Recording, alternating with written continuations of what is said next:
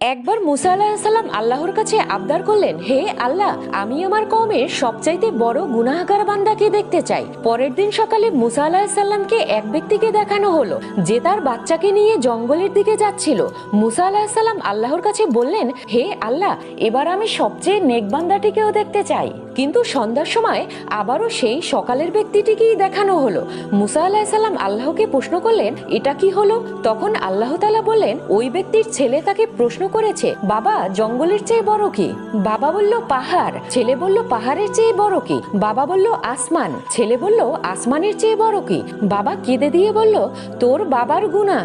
ছেলে বলল, গুনার চেয়ে বড় কি? বাবা খুশি হয়ে বলল, আমার আল্লাহর রহমত আর ক্ষমা। আল্লাহ তাআলা ইজ্জতের সাথে বললেন, হে মুসা, ওই ব্যক্তির অনুশোচনা এবং আমার প্রতি অগাধ বিশ্বাসে আমি এতটাই খুশি হয়েছি যে তাকে গুনাহগার থেকে নেক বান্দা বানিয়ে দিয়েছি। সুবহানাল্লাহ।